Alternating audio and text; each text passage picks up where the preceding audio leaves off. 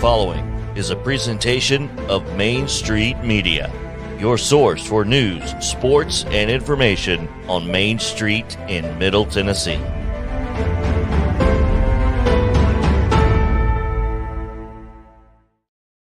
Sound.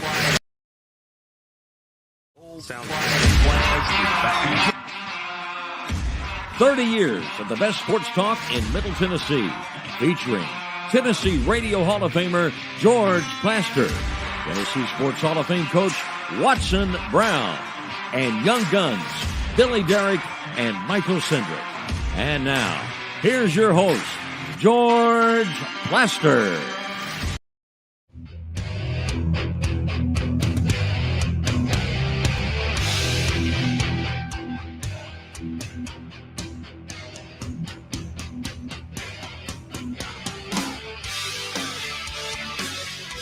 Hello again, everybody. Welcome in. It's a beautiful Tuesday afternoon in Nashville, Tennessee. Still really nice as far as the temperature, and with football in the air, man, we are talking a bunch of it today.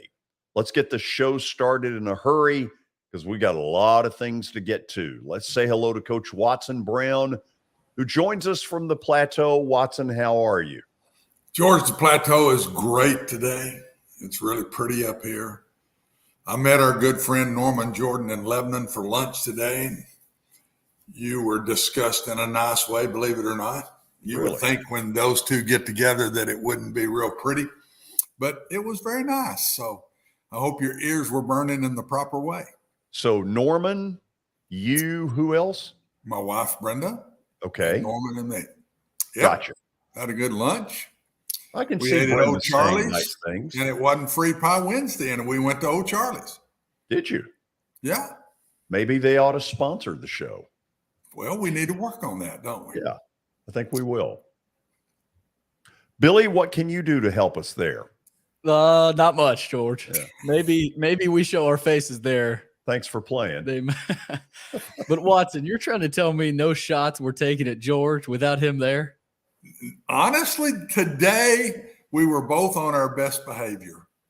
There were no shot. Well, and you got to understand, Brenda's sitting there too now, my wife. So that Right. So you that had to kind keep of it clean. that kind of smoothed the atmosphere a little bit to what it might have been. So Yeah. Brenda helped George, and she didn't even know she was helping today. I guess that's a good way to say it.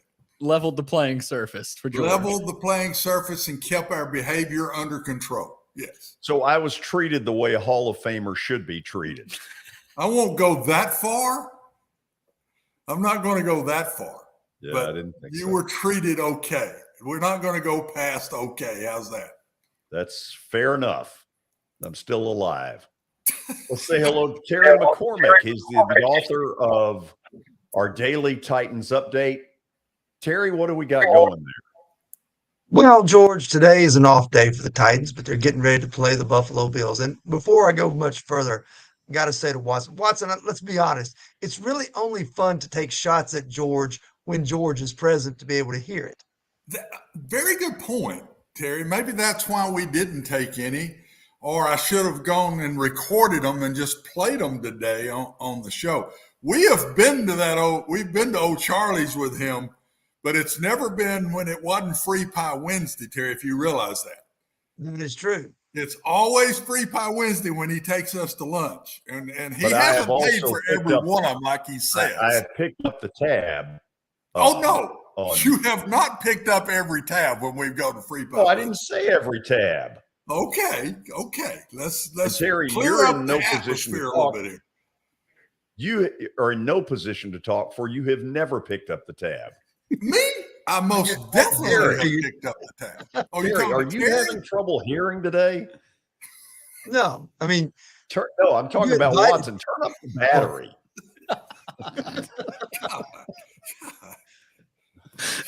So Terry, help me out, bud. I'm used to you kind of double teaming with me here, so don't let him get the best of us. I won't. Yeah, both of you can shove it. George is anxious to talk about the Titans right now. Sure am, boy. I'll tell you, I've never been Sure more am, excited. boy. So does the practice schedule change because it's a Monday night? It's possible that they would change it a little bit, but from a media availability standpoint, looks like it's going to be regular Wednesday, Thursday, Friday type of deal this week rather than pushing things back, because in the past they've taken Wednesday as a day off and then go Thursday, Friday, Saturday for practices and then head off up there on Sunday. But looks like it's going to be a regular week so far as I know right now. Haven't been notified of any adjustments. The Titans have made a few over the last day or so, in case you're interested. They put Deshaun Hand and AJ Moore on IR today. So they've got 2 open roster spots. Yesterday, they had the 2 guys who were on IR last week, and they filled those spots by promoting the 2 guys who were elevated from the practice squad on Sunday. That's Joe Jones and Trenton Cannon. So both of them are now on the 53, and the roster shuffling has already begun. That's 4 moves in 1 week, George. So let's hope the Titans are not headed down the path of 90+ players again. Okay, let me toss one at you just for an opinion. Indy today released a guy that I think's a pretty darn good kicker in Rodrigo Blankenship from the University of Georgia. Does that at all get the Titans going? Yeah, I think it should. I mean, no offense to Randy Bullock. He's made some big kicks since he's been here, but Rodrigo Blankenship is a guy who's very young, and he could be a lot like Ryan Stonehouse, that they're banking on him as the punter. He could be a guy that could solve the problem for 10 years or whatever. But, it'll be interesting to see, because I believe he has not had enough time in the league. He'd have to go through the waiver process first. So it'll be interesting to see if somebody puts in a claim for him first. But if he clears waivers and becomes a free agent, it wouldn't shock me at all to see the Titans give him a look-see on a tryout Tuesday. Yeah. What else you got? Well, obviously, the topic now is the Buffalo Bills. And a lot of people think this is the best team in football. And the Titans obviously have their back against the wall, having blown that game Sunday against the Giants. They're in a situation a lot like last year when they were shellacked in the opener by the Arizona Cardinals, which nobody saw coming. And then they had to go to Seattle in a game where very few people gave them any chance at all to win. And they rallied from double digits down at the half to win that game in overtime. It's going to take one of those types of efforts to be able to corral Josh Allen and the Buffalo Bills on Monday night. But Mike Vrabel's teams seem to have a knack for doing things like that occasionally. So I wouldn't rule the Titans completely out in this one, George. No, I'm with you. About the time you say, okay, we know what's coming, then they shock you and pull a rabbit out of the hat. And here's hoping they're able to. Terry, good report as always. Let's do this again tomorrow. All right. Terry McCormick's Daily Titan Update here on the show. Billy, you have update material. Lay it on us. Yes, I do, George. We start with the sponsors, the Justin Tucker team with Platinum Realty Partners. They are proven to be trusted with your most personal asset. The Justin Tucker team, Middle Tennessee's most trusted team in realty. Call them at 615-906-8458. And also Sumner Funeral and Cremation. They are sharing their family with yours in your time of need, now with 2 convenient locations in Gallatin and Hendersonville, and online at sumnerfuneral.com. Sumner Funeral and Cremation, traditional, affordable, and dignified. And George, we start in the NFL with an interesting piece of news. TJ Watt, we thought, might potentially be out for the season, but the Steelers can breathe a big old sigh of relief. He's only going to miss 6 weeks, so he does not have a completely torn pec. So 6 weeks, George, that's pretty big news for the Steelers. Watson, that is really happy news up there. Their defense looked really good Sunday in the win in Cincinnati. Well, the tie in Cincinnati that felt like a win. And he's just a fun, infectious kind of player with that spirit that he brings every week. And a lot of that defense was on him. He made a lot of plays in that game. So I do think there will be a fall off. I saw fall off in us when Landry wasn't out there, and those we lost some quickness and we lost some aggression. A competitor, a guy that seemed to pick everybody up. Landry did. Same thing I see out of the Steelers. They'll have a fall off for a few weeks, but if they can win half of those through that time and he comes back, then they're going to be a factor. And it doesn't look like anybody. The Ravens, I couldn't tell yet. Kind of inconsistent on offense where I saw it. And Cincinnati, they throw 5 interceptions. So I think that division's up for grabs. The news in Dallas is encouraging. No doubt. Some encouraging news around the NFL coming out today. George, Cowboys owner Jerry Jones said today on 105.3 The Fan in Dallas on Dak Prescott, and quote, "We want him to be a consideration for playing for us within the next 4 games." So, but George, you got to wonder, is this being forced or is this natural?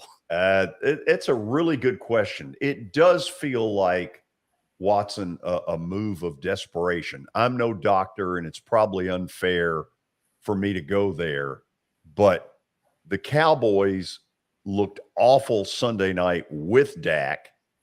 Without him, I don't see it.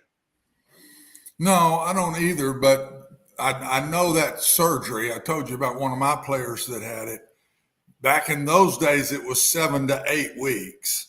So 4 to 5 now, that's very possible because I know how knee surgeries have moved up, people coming back quicker than they used to. So this could be legit that this doctor says I can have him back in 5 weeks. So we'll see.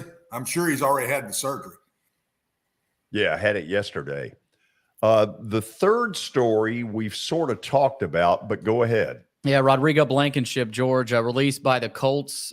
He did not kick well on Sunday. They had a chance to score the go-ahead points on Sunday, but he missed a 42-yard field goal, and he also sent a kick out of bounds with just under 2 minutes to play in regulation. So he really hurt him on Sunday, and the Colts weren't afraid to say, "See ya." Boy, field goal kickers. What's the word I'm looking for? There's stability. I wouldn't say they have 9 lives. A job security is shaky at best. But Watson, if I'm the Titans and he's available, I got to look at him. He has got an unbelievably strong leg. So just on that alone, and he's young, I'd bring him in and take a look and see.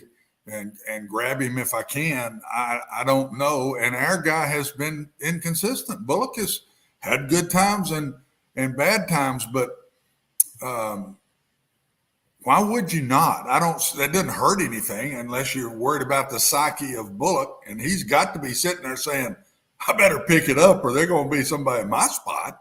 That shouldn't shock him if they walk somebody in the door to try out.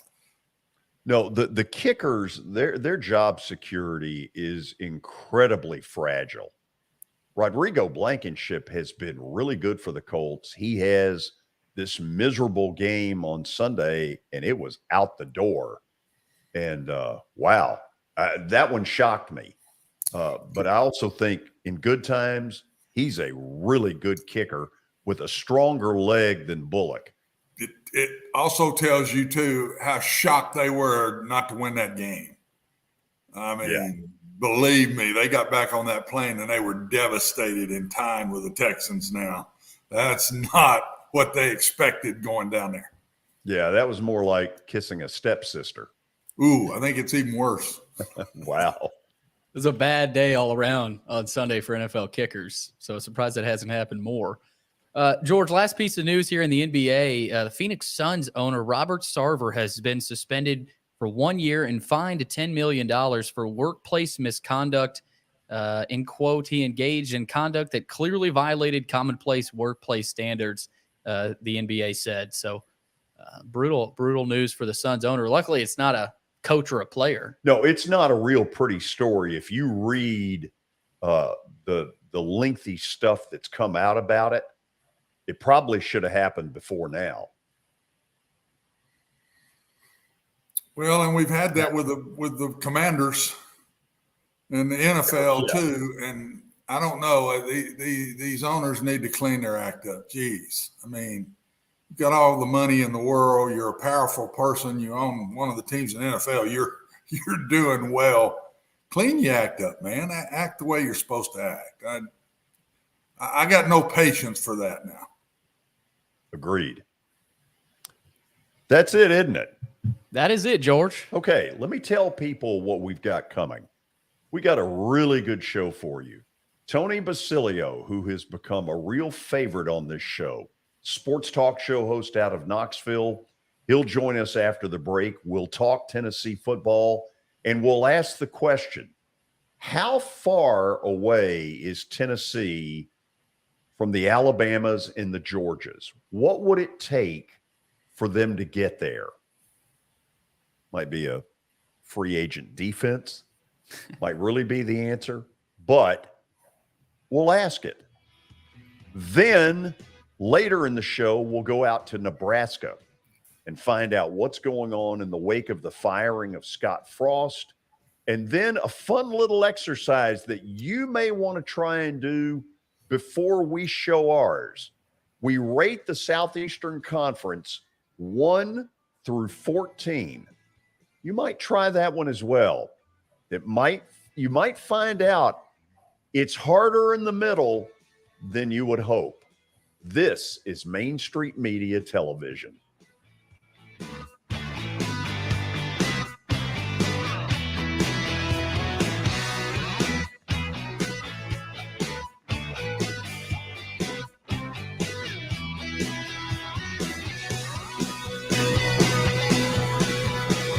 Buying or selling a home can be a very personal experience. Why not go with the team that receives nearly all of their business from referrals? Clearly a trusted name in real estate. The Justin Tucker team with Platinum Realty Partners has sold more than 500 homes in the last 7 years. Voted best in Sumner County multiple times. Proven to be trusted with your most personal assets. Call the Justin Tucker team with Platinum Realty Partners at 615-906-8458. The Justin Tucker team with Platinum Realty Partners, Middle Tennessee's most trusted team in realty.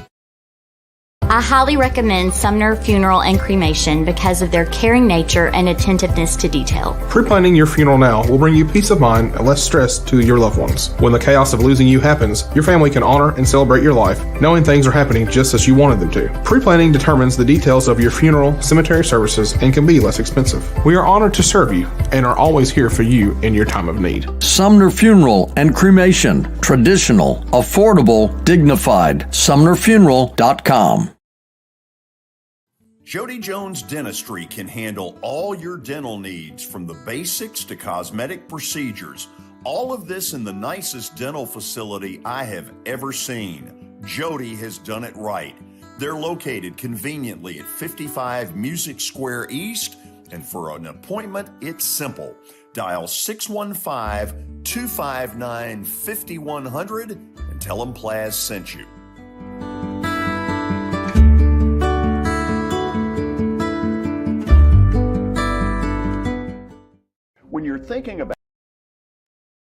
When you're thinking about golf, consider Riverside Golf Links.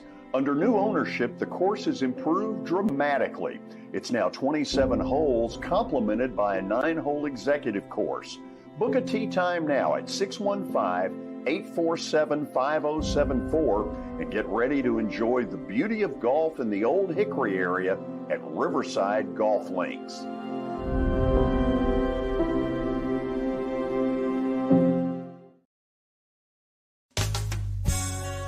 I'm Bart Durham.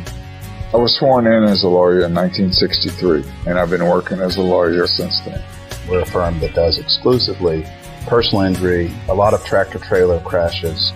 Insurance companies will open up their checkbooks when you force them to. We have systems that work. We get the most money for our clients in the shortest amount of time.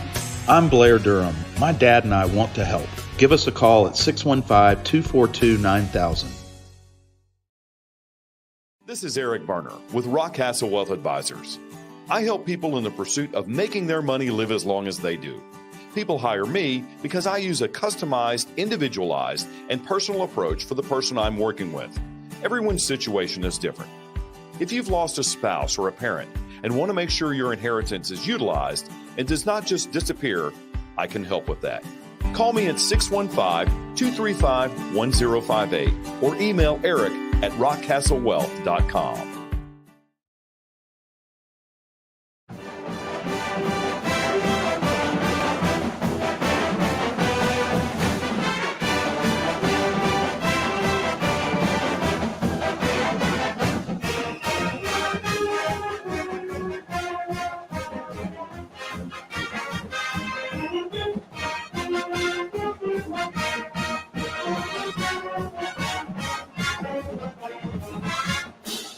Heard that a few times on Saturday in the background of the telecast. Tennessee with a big road win at Pittsburgh.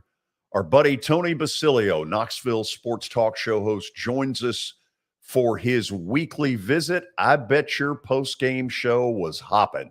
Oh, George, I was up till, you can tell by looking at me. Let me get closer. It was a good 2:30 in the morning when we went to sleep. So yeah, it's pretty wild. So obviously there's an excitement level right now, and rightfully so, about this. Before I turn it over to you and Watson, I'm just kind of curious, how far or how close do you think they are to nipping at the heels of an Alabama or a Georgia? Had a call today from a guy who was, wanting to go there. And I said, I just don't think it's fair to that coaching staff. I don't think it's fair to the kids on that football team to talk about that. To me, for Tennessee right now, this is a week proposition. Now, obviously, they've got a really bad MAC team. I saw a thing today. I can't figure out what's happening in the MAC. It used to be a cradle of coaches and really fine mid-major players.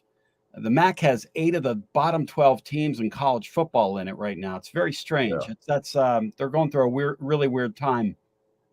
Florida in here next week. Florida has literally owned Tennessee. And so, George, I can't in good conscience. I don't want to do that to that staff. I don't want to do that to the kids. Talk about getting on a field and competing with Georgia and Alabama. In my mind, those two teams are light years different than Tennessee. Now, in a one-game situation, one of those teams turns the ball over 3 or 4 times and Tennessee's razor sharp offensively. Sure, it could happen. But I just think to talk like that, I don't know. It's almost like kind of irresponsible toward what Heupel and his guys are doing right now, in my mind, just in terms of expectations management. Watson, take it over from there. Tony, I thought that we got some things answered Saturday. We got a whole lot of things not answered Saturday. I thought we would be further down the road on where Tennessee is, but that game was a little weird to me. Anytime you lose, a guy's passed for 200 yards and a half, and he don't play in the second half. I don't care what you say. There's a little tainted to it in that way. Tennessee knocked him out. That was a very good pass rush with that not being a blitz. The guy came off the corner, beat a tackle, and hit him. But I did see things I thought were better. I thought the offensive line was better. I did. They ran the ball a little better, and they protected the quarterback better. Hooker will play better than he did Saturday. He played well, made a lot of plays. He missed plays that I've seen him make in the past. The defense was better than I thought they would be in the game. I really, now again, take away a little bit from who played quarterback in the second half. Right. And even the guy that was out there, Tony, got hurt. The second one was even limping at the end. So the big thing to me that I take out of that game, Tennessee came back with that one major plus, confidence in going on the road and beating a top 20 team. That, I don't care how you deal it or what you do, been there, done that. When you do that, there's an inner confidence you come back with that I think will be a piece of the Florida game when it comes to that. But I still see, Tony, a lot of question marks that still have to be answered. And that's why I answered George's question the way I did. I look at Tennessee's linebackers. You know, they turned them loose Saturday, created pressure and havoc on the quarterback, and that's all well and good. These guys struggle in space so badly, and the first half was indicative of that. I mean, you were watching what I was watching. If I'm a coordinator, I'm figuring out a way to get my guys in space, get the ball to them quickly, and let those guys go make decisions. So, you know, the thing about it is upcoming opponents. Is Florida going to be able to hurt Tennessee like that? I don't know that Florida has the playmakers to hurt Tennessee that way. LSU, I don't know. That'll be their next real test after the Florida ball game. The other thing about Tennessee, it's kind of interesting is, you know, we were talking the last couple of weeks, and you were talking about what a hardhead Narduzzi was, and I passed that along to my listening audience the next day, and I'm constantly quoting you, Watson. I think they think I'm on here with Confucius on Tuesday night. I'm as old as Confucius. At any rate, I got one thing in common with him. Yeah, well, I beat you to it, George. No, I wasn't going to say a word. But you know, Tennessee beat Narduzzi playing his game. Yes. Physical, tough football. And Josh Heupel showed me something the other day. You know, a lot of these newfangled offensive guys want to get their junk in, irregardless of what happens on the scoreboard. Just as long as I get my plays in, get my calls in, run my offense, go fast. You know, they went to the line and milked the clock a couple times. They slowed the game down some, which is a real nuance. And a lot of things happen in the game from Tennessee's standpoint that are concerning. But I got to tell you, and Josh Heupel said this, and I believe this as well. I don't think last year's team wins this game. I don't think any of Pruitt's teams win that game on Saturday. And I don't know how many of Butch Jones's teams. I don't know how many teams that have been here since the former years, which, you know, he walked out of here after 2008. I'm not sure how many teams we've seen here in 15 years that would have won that game Saturday. And I think that's a real bright spot. I really do. I think at the end of the day, you know, at this level, my son plays golf, you know, and they're saying in that sport is we're not painting pictures, we're writing numbers. And I think there's a lot of truth to that when it comes to SEC football as well, especially when you go on the road like that and you play at an environment like Pittsburgh. Yeah, and one of my next questions to you was when I saw him slow it down and even do a partial huddle on the goal line, I thought that was very smart because we still had times watching that game, Tony, both of us watching it different places, but seeing a lot of the same things. I still saw inconsistency offense. I still saw 3 and outs too much. I agree with that. But I think he understands that now and says if we're not rolling, and they weren't when they were huddling, they weren't just going up and down the field at that point. I think he's learned a lesson from it, and which to me is a major plus as he gets into the SEC and some of these defenses that he's going to see. So that was a big plus to me. My 2 big pluses I wrote down were, number 1, winning on the road against a top 20 team and not playing a great game. That even adds confidence to a team. I always said, man, when you win and you don't play great and you beat a good team, that's double confidence for your team because they're on a plane coming back saying, my gosh, we can play a whole lot better than that. And the second plus I put down was changing tempos on offense and being able to do that and getting better at that as the year goes on, because there were times I thought last year, Tony, they'd be in fourth quarters with leads and they just kept going fast. And I thought it was a mistake. I don't know that it cost them a game last year, but in some of those, I would have personally, that's just one old coach's opinion. Yeah. There's times last year in the fourth quarter, I'd have slowed it down a little bit and let some clock run a little bit more. But my question marks, Tony, were still, inconsistent on both sides of the ball. Mm-hmm. You jump into SEC play and you're going to play Florida and Kentucky and LSU.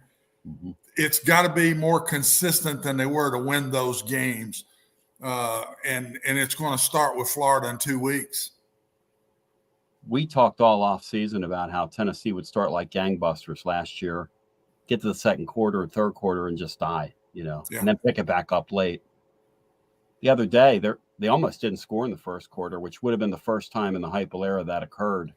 They were almost down. If Trey Flowers doesn't pick a ball off, they would have been down 17-0. Yes. And that was happening. That was getting ready to happen. Tennessee was very flat-footed Saturday to start that game.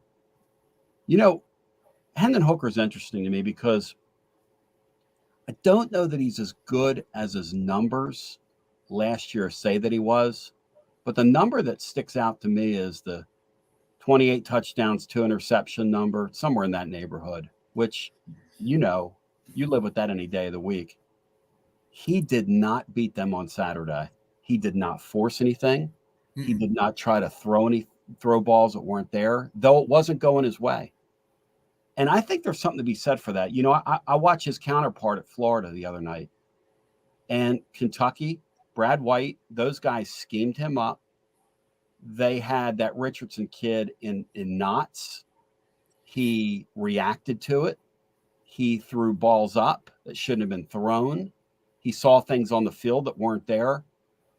And I think there's something to be said in major college football for a guy going out and I think Hooker would tell you probably. Now, the SEC named him the offensive player of the week because I guess his numbers were eye-popping, or maybe there weren't other, maybe it was just such a down week in the league. But I saw what you saw. I saw a quarterback that still has not played to the level he played last year.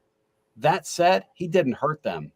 And I watched a lot of college football over the weekend, and there are a bunch of quarterbacks out there trying to make plays that weren't on the field in front of them. And give me a guy like this guy who might be a, step slow or whatever in the open fields, not the greatest open field runner, might not have the greatest arm in the world, but kind of knows his limitations. He's sort of a throwback guy to this point for me. Yeah, I agree. I think that the two guys' difference in the game of the Florida guy and him, which we're going to be seeing that game here in 2 weeks, is Hooker is a better thrower than Richardson. Mm-hmm. He is a better thrower than Richardson is. He can make certain throws that Richardson can't make. Richardson is bigger, stronger, faster, and Florida is going to have to learn to use him right. I thought Florida, and I don't mean to get off, but it's going to be Tennessee's next big opponent.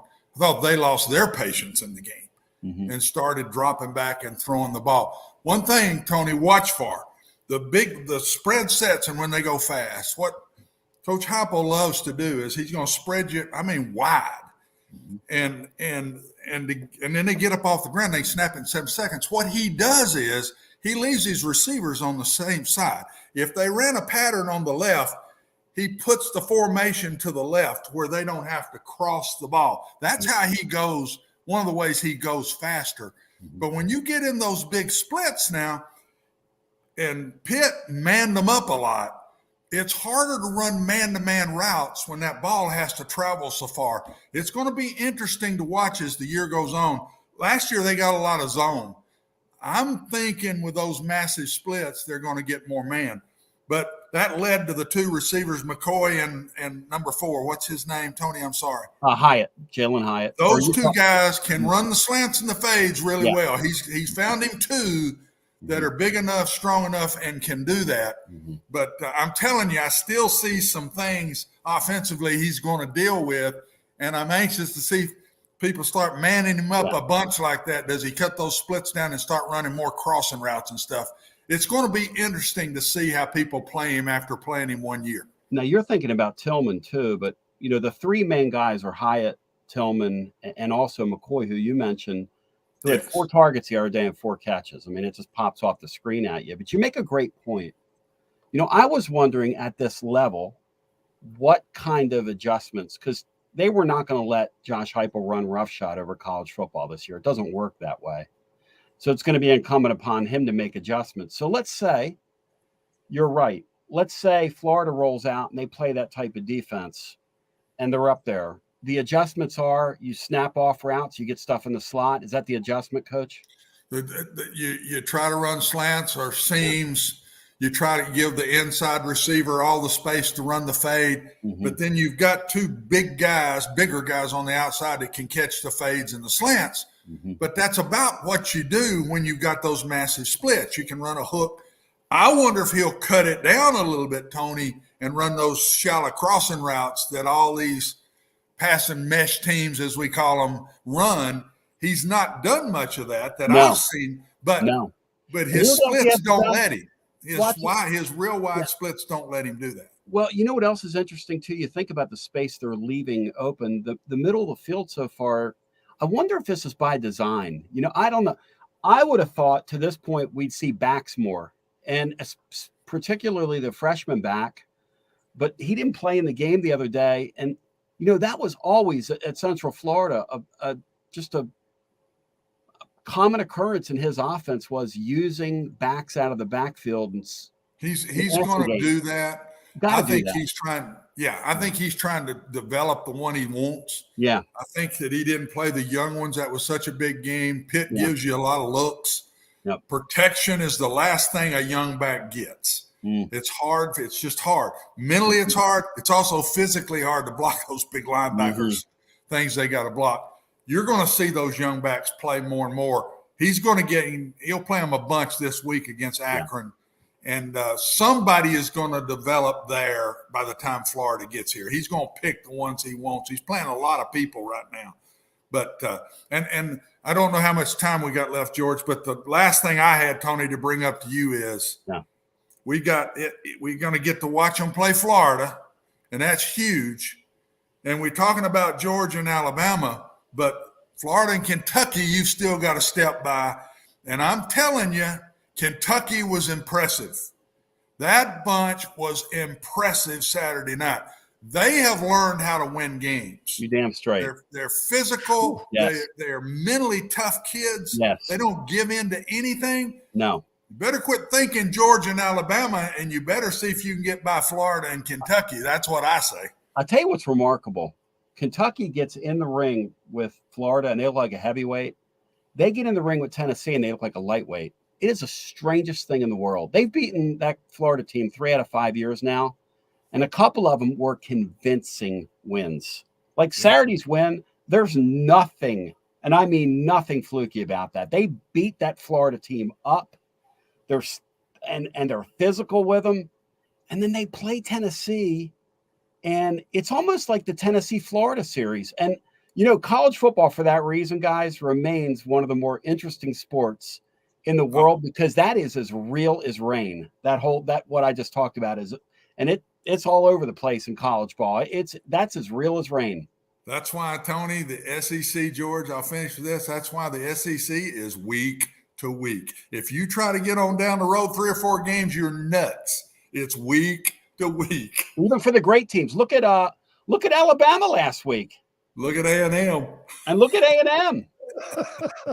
Yeah. By the way, we have late word that Tennessee just threw a sideline pass to the right, and it was complete for 7. How many of those did they have in the Pittsburgh game? My God, it was like, this is automatic, go. Hey, a couple of series, and I give Hooker credit. If you're going to give it to me and you're giving that to me in the coverage, he threw 3 balls in a row to Hyatt.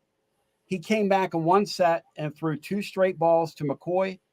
And Coach will tell you, that's what Heupel wants him to do. Read and recognition at the line of scrimmage. If that's what they're giving you, put it out there. I don't care what we called. If that's what they're giving you, put it out there. And I think the Vols have a pretty good little team here, guys. I think it's going to be I thought this was going to be a fun year coming into the season. It has been a while since it's been alive around here. It's really fun to do what I'm doing here right now. Okay, so you are the perfect pulse for this question. Mm-hmm. We're still, I don't know, whatever it is, 11, 12 days away from Florida. Man, it's being talked about everywhere. What's it like up there? It's just so fun. you can feel Tennessee's program coming back to life. And I told you guys last week that Pittsburgh game was a credibility game. The Florida game is a juice game. You get that Florida game and you're for Tennessee, and all of a sudden the wind is at your back like it hasn't been in a while. You get a week off, and then you get to rest up and go watch LSU the week before, play Mississippi State, which is going to be not easy for them, and just relax and eat some popcorn. And I tell you, this place is it's pretty special. It really is. When it gets like this, and I've forgotten how special this place can get when the football team gives the fan base some hope, because these are really great fans here. So if a person wanted 2 on the 50, what do you think they got to shell out? Whew. Better bring $1,000. That's kind of what I was thinking you'd say. Yeah, better bring $1,000. Yeah, that's strong. Okay, well, anything else? Oh, I know. Well, you'll appreciate. I have a client the other day asked me, and I'm in business for myself, sell my own thing, do my own thing, kill it and grill it, as I like to call it. I had a client ask me, he said, I need 4 tickets to the Florida game. And I said, all right. I said, do they have to be good? He said, no, just get me in the stadium. I said, bless you. Bless you. Because I'm going to buy them for him. It's just a matter of how much am I going to pay? You know what I mean? I was wincing there. We'll trade you 8 for the Akron game. There you go. Okay, that was ugly. Shouldn't have been 8. It should have been 16. Yeah. Give me a little info, because obviously this show keeps growing that you're doing after the games, and it's only going to get bigger. How can they hear you after Saturday? Yeah, so my website is tclub.team. I had a couple people, George, today call and say they found me through you. So thank you. Awesome. tclub. It's been the other way around as well, by the way. There you go. And that's where you find me. As soon as the game ends, we do a live call-in show. Last week, that game ended. I thought it was never going to end. God, these games are so long. I don't see how these coaches concentrate. Anyway, enough editorializing. 8:00 Eastern, I guess. We were on till after 2. Finally, I looked up at my computer here and I was like, it said 6 hours and something. And I went, I'm going to sleep. Now, I got to tell you, when I went to sleep, we had several thousand people listening to us because I can check my back line. And we had all my lines jammed. And I just said to people, look, love you. I got to go to bed. See you Monday morning, That is awesome. Tony, thank you as always. Hey, you guys be blessed. Thanks. See you, Tony. Great stuff, man. You can feel the excitement. You can feel the passion. Tennessee football has got people excited right now. We'll come back and talk more about it, get a little bit of Watson's analysis of the Big Orange.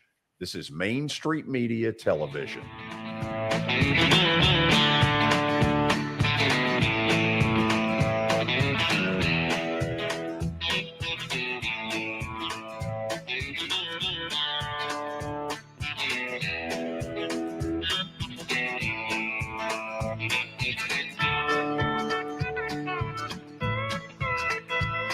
For Dustin Timmons and Joey Donnelly, they welcome every opportunity to serve and satisfy their clients. Whether you are looking to build your dream home or renovate your current home, their team will ensure that every client and remodel is unique, luxurious, completed on time, and within budget. Contact them today to set an appointment for a free consultation or to view some of their completed projects by logging on to DonnellyTimmons.com.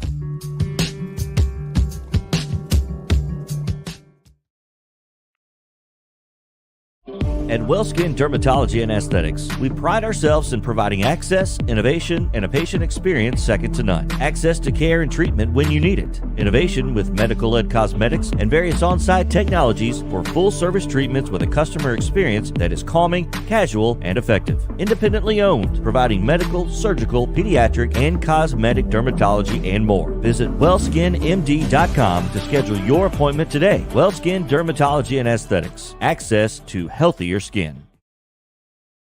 It's your last chance to get a spring tune-up for summer. Complete Service Heat and Air can clean your coils, check out your motor, and make sure you have cold air on that first hot day of summer. Complete Service Heat and Air is located in White Bluff, Tennessee. We do service and repair on heating and air the right way. 24/7 service. Call us at 615-797-3997. That's 615-797-3997. Serving Cheatham, Davidson, Dixon, Hickman, Humphreys, Montgomery, and Williamson counties. Have you heard about the high levels of radon in Middle Tennessee? Radon gas is the second leading cause of lung cancer, second only to smoking, and has no color, no taste, and no smell. The only way to know if you have radon is to test for it. Duret Radon Mitigation offers testing for small and large-scale residential and commercial properties, plus mitigation services. Visit DuretRadonMitigation.com to request testing or get a free estimate for mitigation. That's DuretRadonMitigation.com.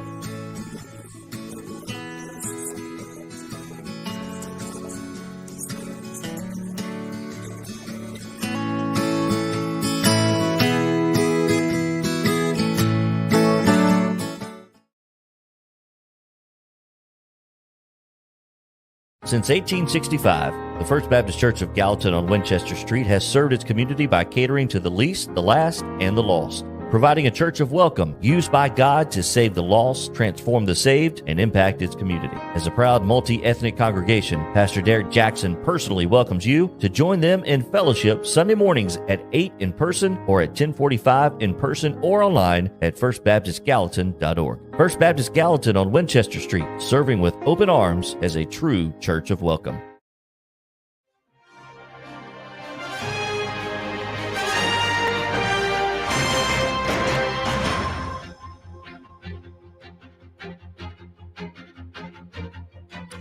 Okay, we're back, and I want to spend a few minutes with Watson on some of his analysis of University of Tennessee football.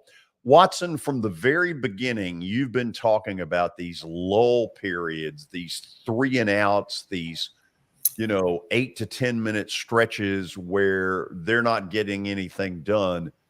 What's your theory? I think it's just consistency. Meaning players still making mistakes. I can see some offensive mistakes they're making that the defense really didn't have anything to do with. So I just think it should be a matter of time, George.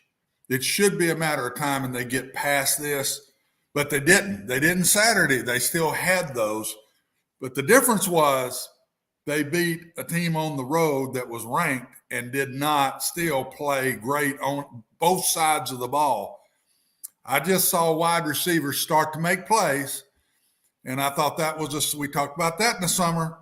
Who's going to step up and really be playmakers? And there's 2 or 3 now that are starting to make them. Yep. And Hooker did not play his best game, but he didn't let it turn into a bad game.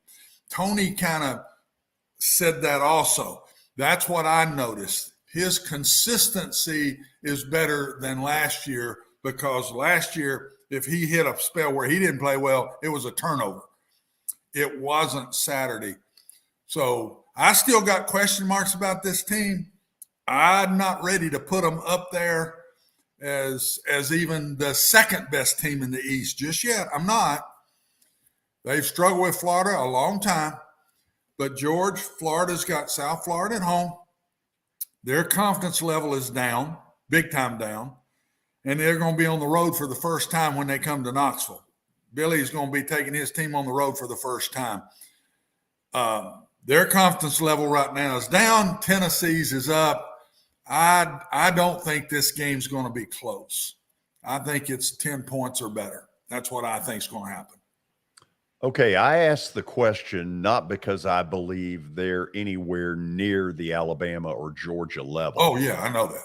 Because defensively, they're not. I've got flashbacks of the bowl game against Purdue. They could have played till 6 a.m. they were never going to stop Purdue.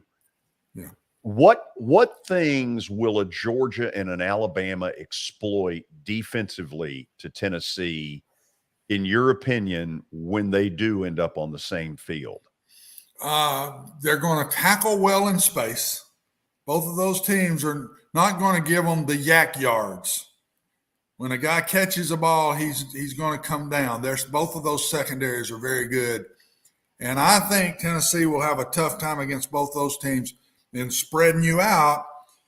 And Tennessee and the two teams, Alabama and Georgia, walk out with them, still leave 6 in the box. And I'm not sure Tennessee is going to consistently be able to run the ball into 6 in the box, George. That's what I would say. In my opinion, for Tennessee to get to that next level, they're going to have to handle man coverage really well. And when you handle man coverage, you do one of two things. You beat a guy one-on-one and throwing the ball, or you pick one clean. That's it. That's the two ways you beat man coverage. And I saw some one-on-ones start to come about Saturday. I think he's going to have to come up with more of the pick crossing route type stuff and try to pick somebody clean, because I just think that's the way they're going to get played with those massive splits. I don't think anybody this year is going to – they'll mix some zone. Pittsburgh did. But overall, Pitt played them in a man-free type look, which means everybody's manned up.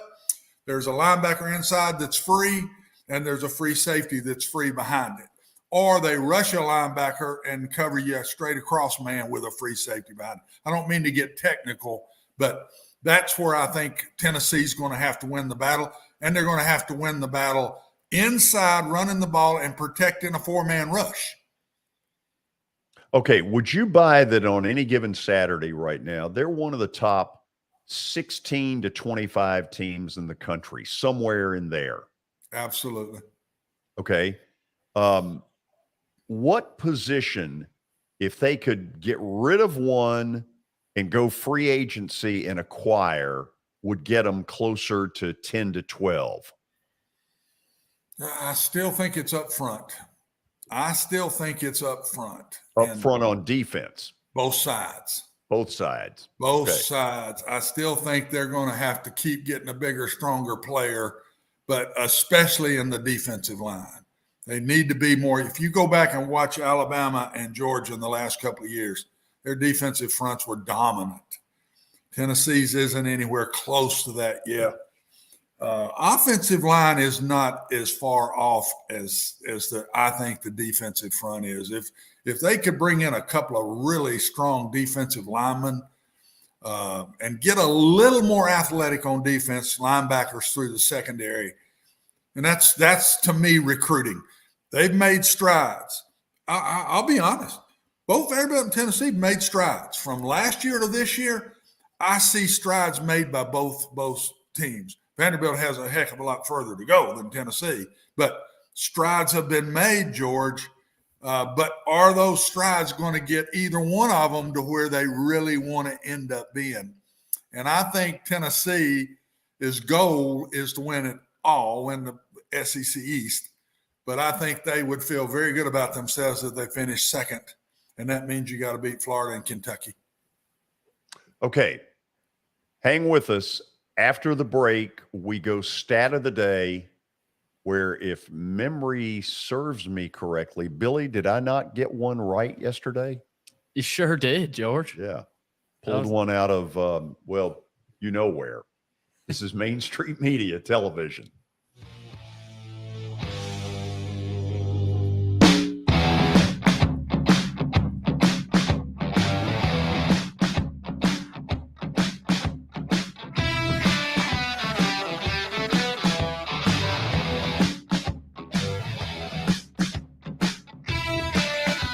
Serving Williamson and surrounding counties, Bone and Joint Institute of Tennessee offers comprehensive orthopedic care with 16 subspecialized physicians. Our practice provides high-tech care with a hometown touch. We offer physician clinics, physical and occupational therapy, advanced imaging, and surgical services, including interventional procedures. Call us at 615-791-2630. We're Bone and Joint Institute of Tennessee. High-tech care with a hometown touch.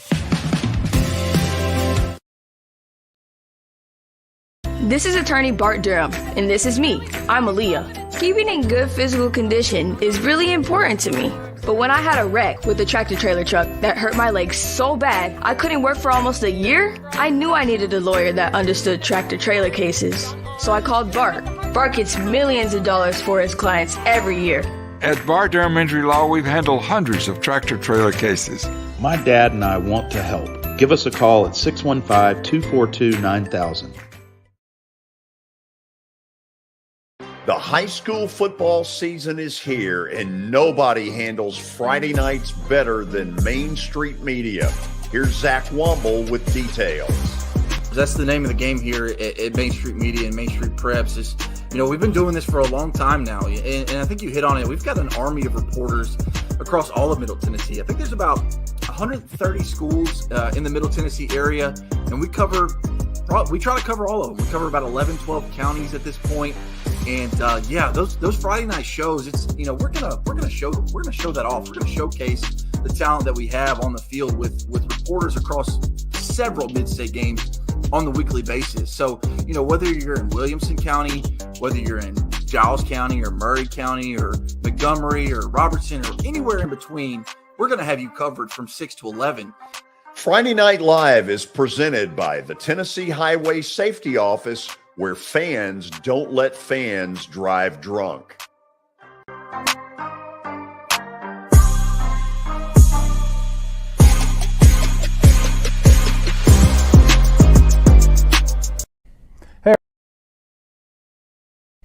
Hey everyone, I'm John English. This is Keith Wallace, and we would like to welcome you to John English Antique Sports and Cards in Shelbyville, Tennessee. We specialize in graded and ungraded sports and non-sports card, vintage wax boxes, and unopened cases. We have a large selection of PSA graded cards. We also specialize in old sports collectibles, baseball, football, basketball, golf, and tennis. You can find it all at John English Antique Sports and Cards. We are happy to be associated with Nashville's greatest sports antique, George Plaster.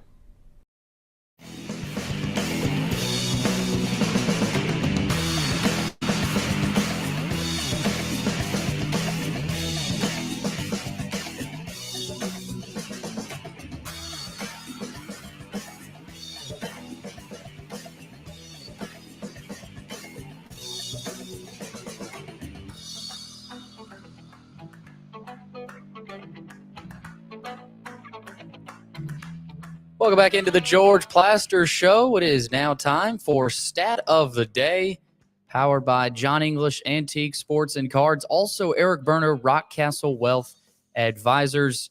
First, John English in Shelbyville, Tennessee. They specialize in antique and historical sports equipment, games, advertising, and other sport-related items.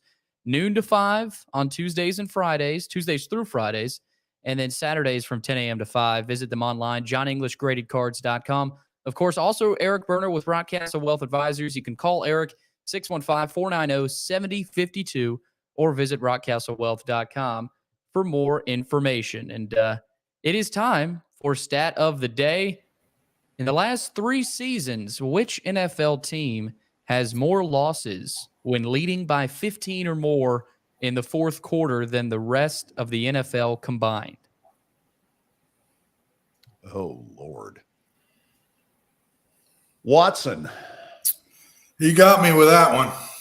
Well, that was a quick plug. Let's talk this through for a minute. I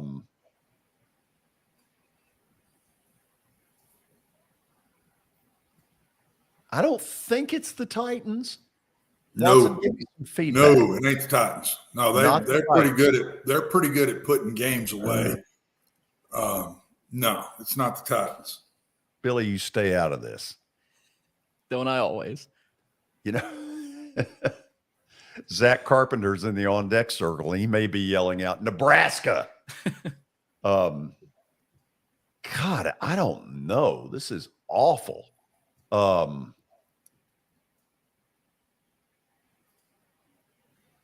Well, let's start thinking about somebody that's silent right now. This is not good radio. Well, it's not radio. Who underachieved last year? No matter what it is. Who underachieved last year?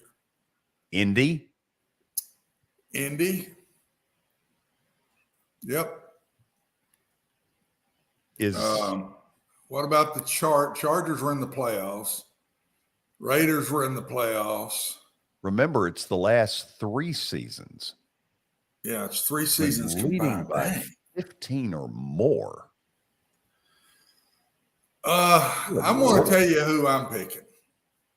I'm going to the NFC East. I think it's either Philadelphia, the Giants, or the Cowboys, because that division Hold on. Did you just totally buzz him out of all of it? So it's none of those? None of those. None of those. Good Lord. I would have thought it's one of those, George. I have no clue. I have no clue. What the hell? Let's go with Indy.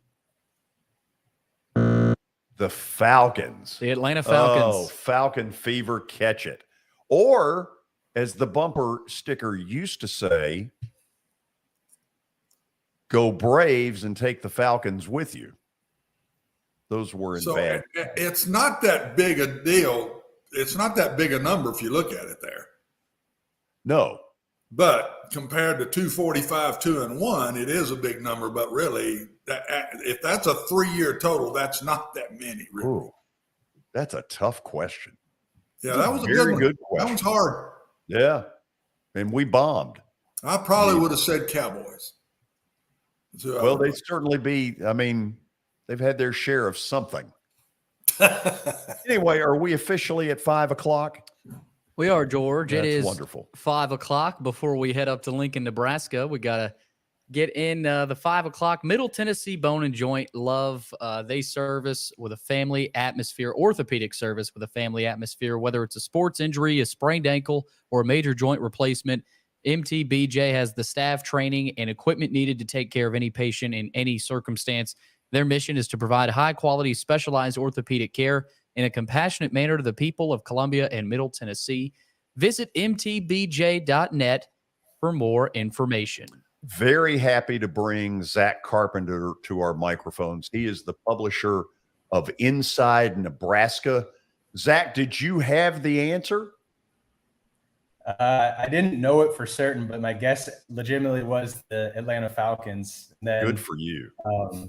Just because of yesterday, they were up 17, and then just listening to analysis today on podcasts, it's just whenever they would talk about that game, it's like who hurts their fans more than the Atlanta Falcons? Like, who just continue to blow leads? Like, what lead is safe when they're up? And it's like, do they need to be up 31? I mean, we had the 28-3 famous Super Bowl blown lead. So that was my best guess. So yeah, I was happy I got that one.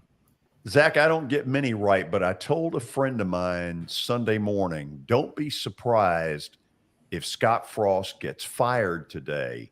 When you walked out of the stadium Saturday night after the loss to Georgia Southern, did you think it would happen on Sunday? I didn't know if it would happen on Sunday. I can't say that I was confident in that, but I wrote in my post-game column that the end was coming either soon or the end of the Scott Frost era was over, whether it was now or around the corner. The sort of the curveball was that buyout, his buyout was going to drop from $15 million to a little more than $7.5 million on October 1st when they played Indiana. So we had kind of circled the date October 2nd for pretty much the entire preseason fall camp. And then after the Northwestern game, and we started circling that a little in bolder red ink. And then when they're tied with an FCS opponent in North Dakota at halftime and with 4 minutes left in the game, they're still tied with, again, an FCS team. We're starting to think, all right, this could get ugly. They might not be able to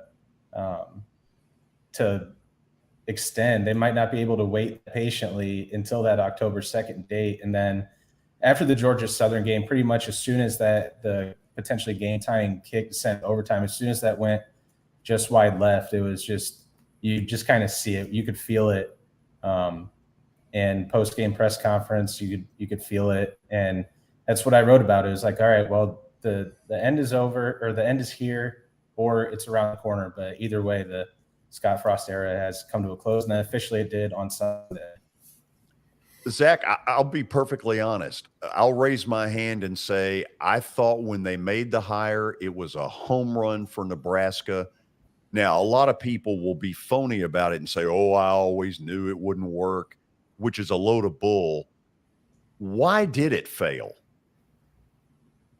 Yeah, I mean, you're right there along with the vast majority of people of believing that it was a home run hire. It seemed perfect. He was the golden child to come back home. He won a national championship with them in the 90s as the starting quarterback. So I think the overwhelming feeling was this is going to be the guy to get us back on top. He had those 2 seasons at UCF where he showed he could lead a program to a group of 5 program to the national forefront. And then he came back to Nebraska. And I think that, I mean, like I just said, there was the feeling of this is the guy. So I think there are a lot of reasons it didn't work. I don't know if it's the personnel that he had previously put around him or just didn't have the right people in place. And there's just, I think, maybe a lot of mouths to feed in the Nebraska market. So I'm not. There are a lot of underlying factors that are reported and some that aren't reported of why it didn't work out. Well, I guess I'm curious. From afar, what I saw was god-awful defense from day one, really until the very end. They never got a stop, it seemed to me, that ever mattered. Is there more to this than what I'm seeing, or does it start there with just lousy defense? Well, I think last year was an outlier. Last season, Eric Shenander, the defensive coordinator, he sort of caught lightning in a bottle. Nebraska's defense was one of the best in the Big Ten, and was really what kept them in a lot of games. It was the offense that was lagging behind, and we saw that Scott Frost sort of, in a last-ditch effort, he completely overhauled his offensive staff. I mean, new offensive coordinator, quarterbacks coach, new running backs coach, receivers, offensive line coach. So he completely revamped that staff. And then the special teams was obviously a huge problem last season. And Scott Frost hired his first time. He didn't have a full-time special teams coordinator until this season when he moved Bill Bush over to that spot. So he didn't make any changes to the defensive staff, and felt like maybe that's not necessary with how well the defense played last year. But then you lose three starters, 3 all Big Ten, whether it's second team, third team, or honorable mention, but some sort of all Big Ten category in the secondary. So you're losing 3 of the 4 main secondary players, and then the defensive line, the interior defensive line was the biggest question mark coming. On defense is the biggest question mark coming into the season. That's what the concerns we were handling all summer and all fall is this interior line that's going to get eaten up. And that's exactly what's happened. And it's surprising that the linebacker play hasn't been as great. I mean, they lost the start. They have 2 returning starters, one who's a Bednarik, who was on the preseason watch list for the Bednarik Award, and Luke Reimer, and then the other Nick Heinrich, who he didn't play well at all against Northwestern. Then he suffered a hand injury, and now he's going to be out several games. He missed the last 2, and that affects your front 7. But that front 7 has been gashed all season. Now I can't remember the numbers that I had written down, but it's something along the lines of almost by the end of the Georgia Southern game, where they had allowed over 200 rushing yards allowed against Northwestern, and 175 rushing yards against North Dakota. It's not an acceptable defensive effort, and you're just getting gashed in the run game. And it was around 5 yards per carry that they were allowing.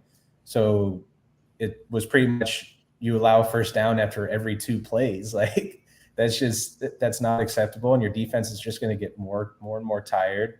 And we saw that play out in the Georgia Southern game during that 2-minute drill that they ran perfectly to take that 45-42 lead that won them the game. So I think that was throughout the first 3 games, it was that run defense that was the biggest issue. And then the secondary they're still learning. I think they have a lot of talent back there. It's just they're all so new and inexperienced that they were going to need that pass rush to come through. And the pass rush only has 1 sack in 3 games, so there's a bunch of 2 sacks in 3 games. But not a defensive effort and production that we thought could happen with the potential they had. Watson, your witness. My first question is, I was at Oklahoma as offensive coordinator in the 90s and would come to Nebraska. I've brought teams into that stadium at other places. And I'm telling you that is one of the best atmospheres that there is. And the other thing that's hard for me, Zach, to see is I watch Nebraska play now through different coaches, not just Scott. I don't see the same talent level. I just don't.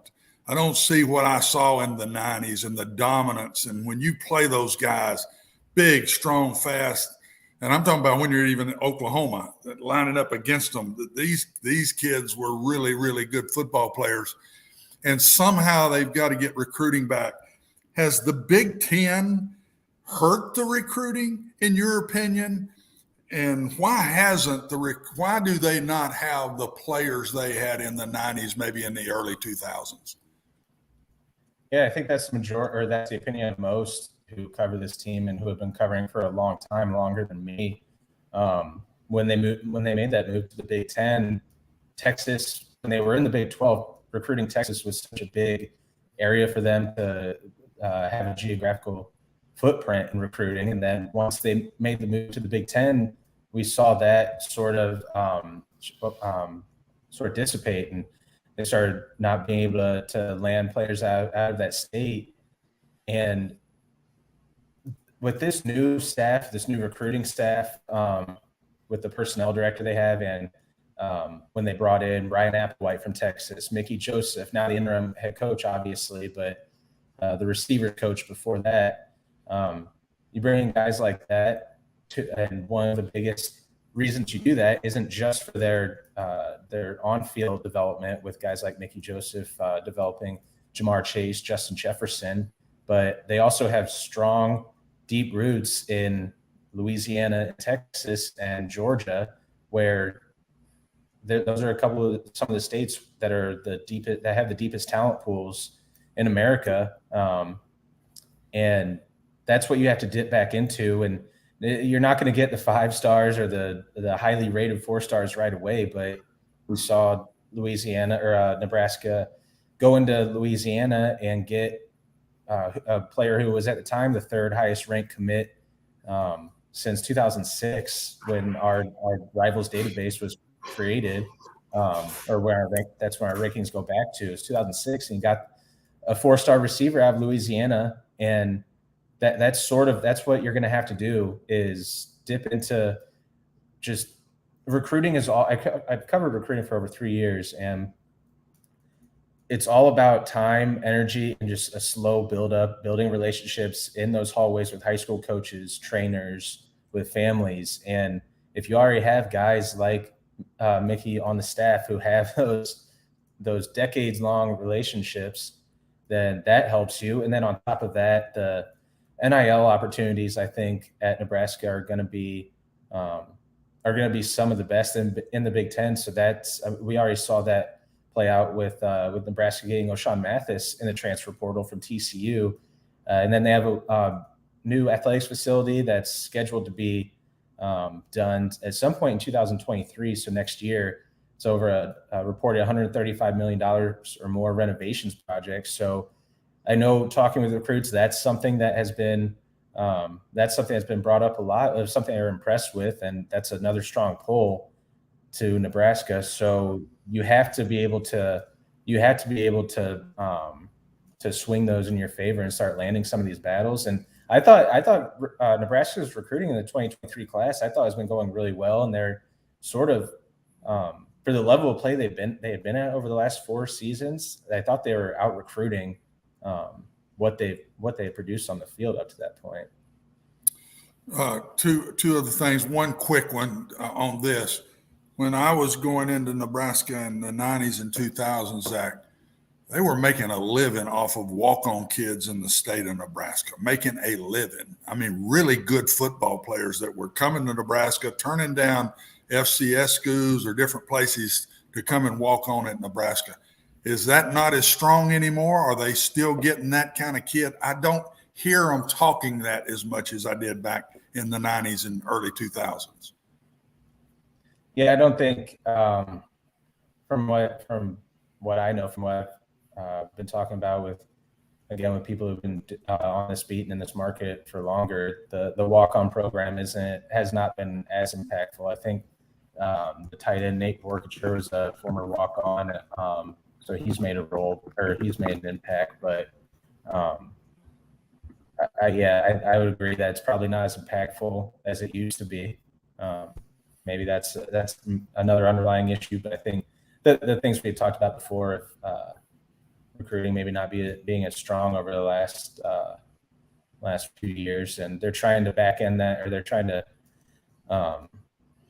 sort of make up for that with the transfer portal. I think they brought in 15 new players in the transfer portal this offseason, which is one of the highest numbers in college football. And it's going to take a minute when you're bringing in a brand new offensive staff and then bringing in a bunch of new 15 transfer portal guys. It's going to take a little while to see cohesion for all of them to coalesce together. But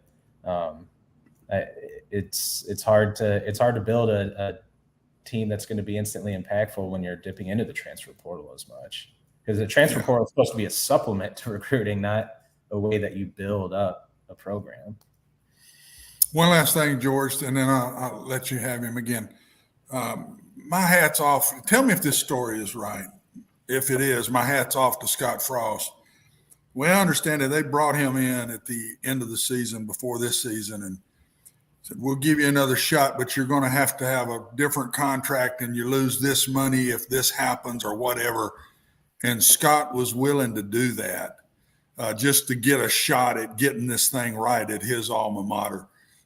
Is that really the way it went down, Zach? And if it is, my hat's off to him to give up a lot of money to get a shot at trying to do it one last time. Yeah, unfortunately, I can't really speak much on that.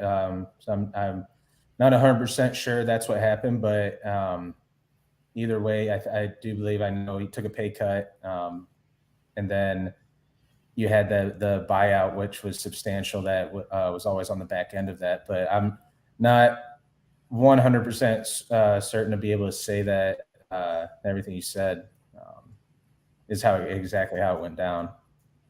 Zach, let me end it this way. Excuse me. I know you're going to tell me Matt Campbell, which makes a ton of sense. And if they could get him, they need to do it today. Give me three other names that you think are really legit in this search. Yeah, well, everyone wants me to say Urban Meyer, but I'm not going to say Urban Meyer because I don't believe that. That's obviously we're very fluid. We're at the beginning of a very long coaching search that's going to last at least 2 months, and from everything I'm being told. And I don't see Urban Meyer happening right now. But the other 2-3 realistic candidates, I think, like you said, Matt Campbell's up there, Matt Rule and Lance Leopold. They're from Kansas. Leopold. Those are the three main ones that we've reported on are not the three top targets, not the only three, and it's not even in that order, but three of the top targets that Nebraska plans on pursuing. You got Dave Doran at NC State. That's another one. So you got, and again, those aren't the only guys, but those are because those are four of the candidates that are worth tracking. Chris Kleiman at Kansas State, but like Trev Alberts, the Nebraska athletic director, like he said, you're going to hear a lot of names that we're interested. He plans on talking to a bunch of coaches, and we're going to hear names come and go, and it's going to be a bunch of ebbs and flows. So we're in for a long marathon-like coaching search, not a sprint. So those are some of the names, but there's not going to be any shortage of names popping up for candidates for this job. Thank you for taking the time. Obviously, there are a ton of people reaching out to you. I really appreciate you doing this for us. Yeah, absolutely. I was happy to do it and happy to come on and talk with you guys about all this. Zach, thank you. Zack Carpenter is the publisher of Inside Nebraska. And Watson, when we come back, not only are we going to go 1 through 14 in the SEC, but I'm going to ask you to pick a name out of the hat if it isn't Matt Campbell, because I think that's where it is going. But if it isn't, who should they look at next? Good enough? Okay. Stick around. This is Main Street Media Television.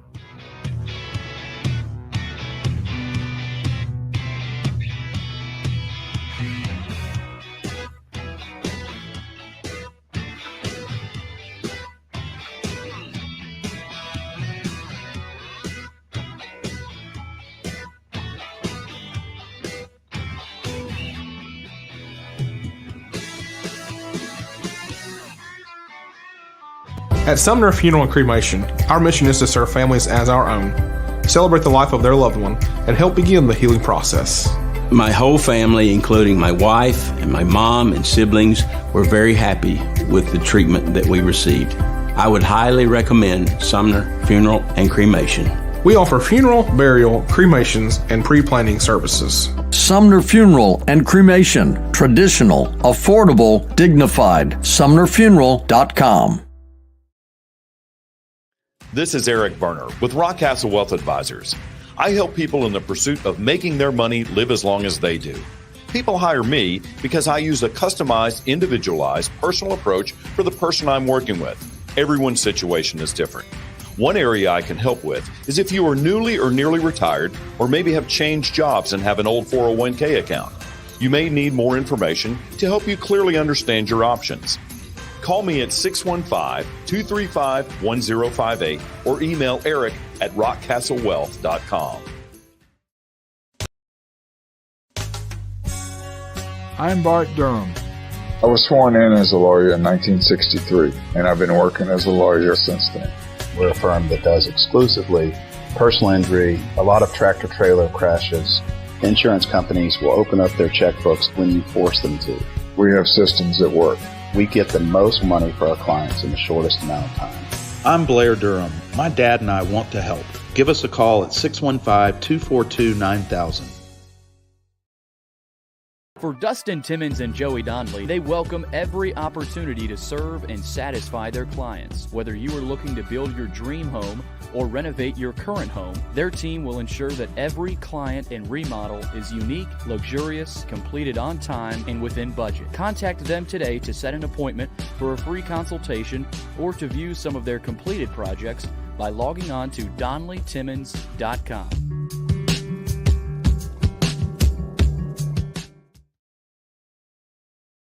Have you heard about the high levels of radon in Middle Tennessee? Radon gas is the second leading cause of lung cancer, second only to smoking, and has no color, no taste, and no smell. The only way to know if you have radon is to test for it.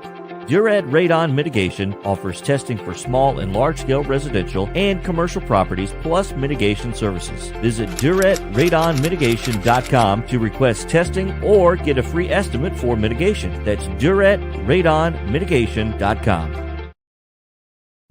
Hey everyone, I'm John English. This is Keith Wallace, and we would like to welcome you to John English Antique Sports and Cards in Shelbyville, Tennessee. We specialize in graded and ungraded sports and non-sports cards, vintage wax boxes, and unopened cases. We have a large selection of PSA graded cards. We also specialize in old sports collectibles, baseball, football, basketball, golf, and tennis. You can find it all at John English Antique Sports and Cards. We are happy to be associated with Nashville's greatest sports antique, George Plaster.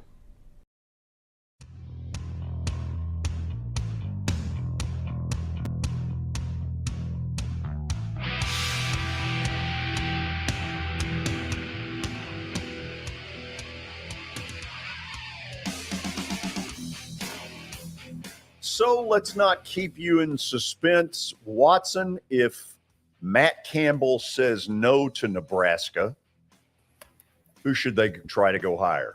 I'd go, of course, I would talk to Urban, but I'm not sure I'd go there. I'm not sure I would.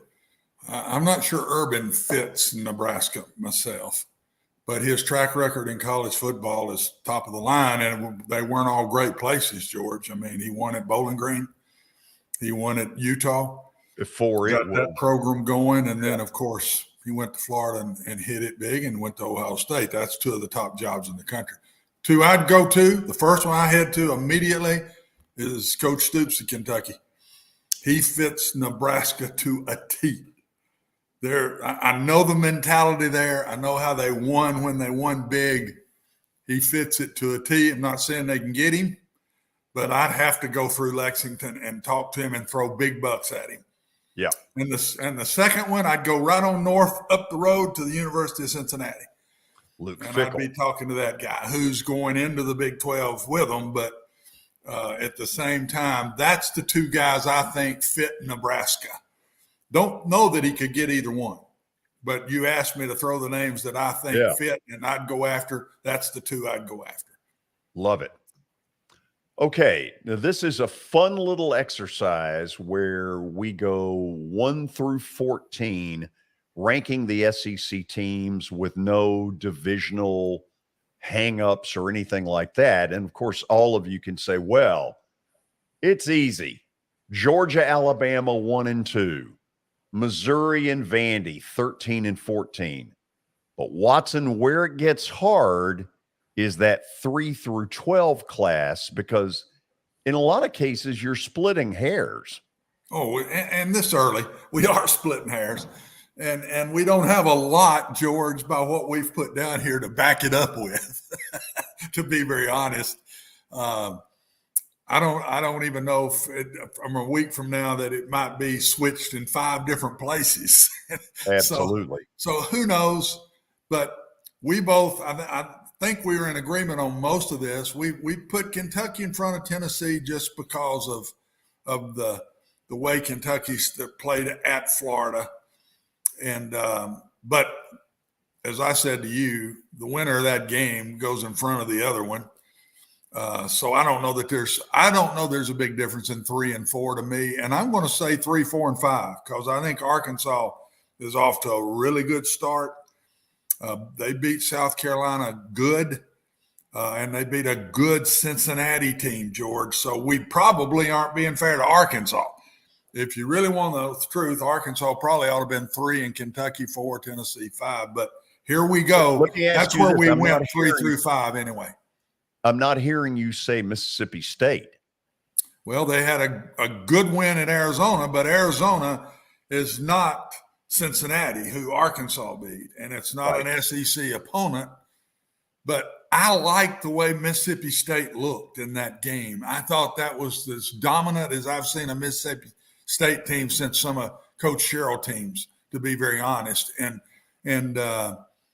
they looked really good on defense, and they're going to always score points. I love their quarterback. I think if he stays healthy, we're going to be talking about him at the end of the year up there with the big boys and how he's playing.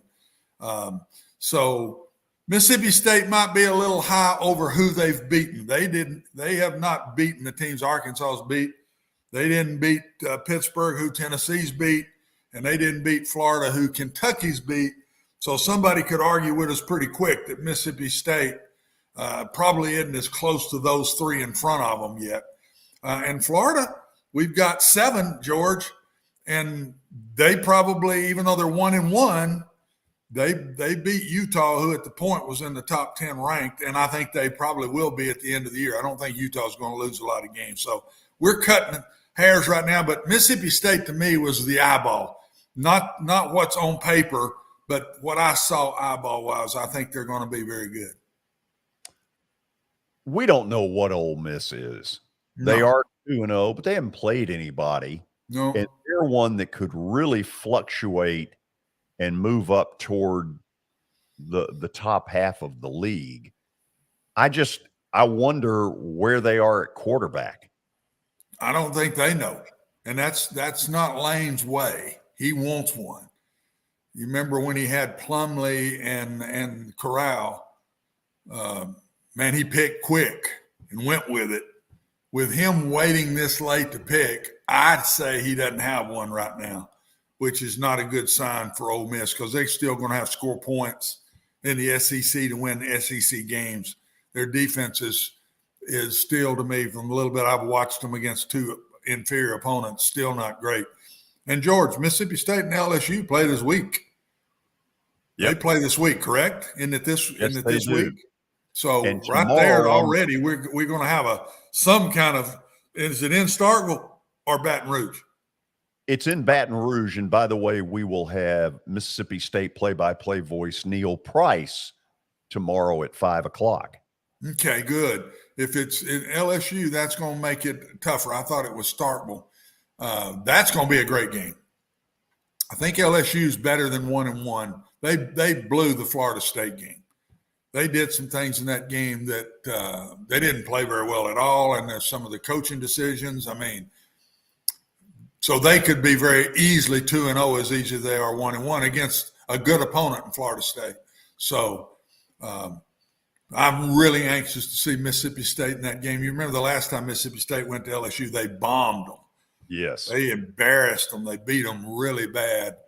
And I listened to Coach Kelly at his press conference on Monday, and he was talking about how patient they've got to be on defense. And, man, I remember that game. They were playing man coverage and people running free all over the place. He's having nightmares with getting ready for this offense. This is one of those offenses you don't like playing because you don't see it every day. It's like the wishbone. And when you got to take a week off and play somebody like this, as a coach, it makes you really nervous. Billy, if you will, put that thing back up there for a second. You'll notice that we've got Texas A&M at number 10, which is really interesting because a lot of people had them as a potential college football playoff candidate. Think again, at the moment, they don't have a quarterback, and in a college football world where if you don't have a quarterback, you're screwed. Right now, they're screwed.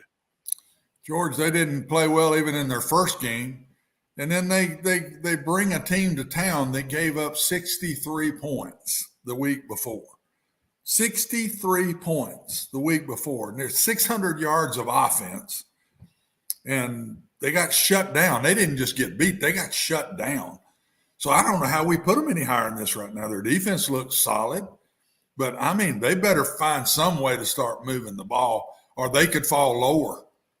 That, to me, was the most disappointing game of last week. I know it was the most disappointing game to me in the SEC was Texas A&M.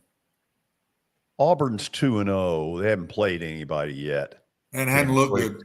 No, Mercer and San Jose State. They really struggled with San Jose State. Well, we're going to find out for sure what Auburn is. They host Penn State this weekend. Watson, off what I see, unless TJ Finley is way better, that's not going to be nice. No, that could, I don't know what the spread is right now, but it's 3. Double digits. It's what? How about 3? Oh, good gracious. Which I can't believe that line. That's amazing to me. That's just giving Auburn credit on image, on tradition. Yeah. And how tough a place it is to go play. I don't think I will be shocked if it stays under double digits. And I don't see much difference right now in those 4, those 11 through 14. I'm not sure Vanderbilt is 14, and Missouri was absolutely awful. Throw them right there with A&M last week. They go to Kansas State. That's an old rivalry. Kansas State, Missouri have been playing each other for years, man, in the Big 12, and before they went to the SEC and got embarrassed. 40-6 was it, or 14, something like that. I mean, embarrassed. So I'm not sure that you couldn't throw Vanderbilt to 13 and Missouri at 14. And we'll know about Auburn this week, but I don't think it's going to turn out good. And nothing about South Carolina has impressed me yet. I've not been impressed with South Carolina just yet. So Missouri, if this continues, is that a job that's open at the end of the year? Yeah. If they look like they did Saturday, and again, I flip it a lot and watch different pieces of games, and they still can play no defense. None. I'd heard they were going to be a whole lot better on defense. Boy, if that was what you wanted to show Saturday against a Kansas State team that just lines up and hands it off and runs it down your throat. That's basically what they do. And they basically ran it down Missouri's throat, George. I didn't see any light at the end of the tunnel there. That is a very winnable game for Vanderbilt on the road. I'm telling you, a very winnable game because Vanderbilt will score points on that defense. Watson, let's go back for just a second on what you brought up about Kentucky, Nebraska, Mark Stoops being a really good fit there. If that starts to get some legs, in Lexington right now, they are so excited, and they have every right to be. If he's not doing that, doesn't he have to come out pretty emphatically and say, look, I've said it before, I'm saying it again, I'm at Kentucky? I think he would, and I don't think he'll be interested in it. You said, who should they go talk to, who go after? I mean, right now, the Kentucky job is a better job in the SEC than the Nebraska job is in the Big Ten. I mean, they're much more competitive as a football team than Nebraska is in the Big Ten. So I think it would take the tradition of it makes you at least listen. And we all that have been football fans for a long time know that tradition in Lincoln, Nebraska. Yeah. It is still, to this day, one of the best atmospheres in college football.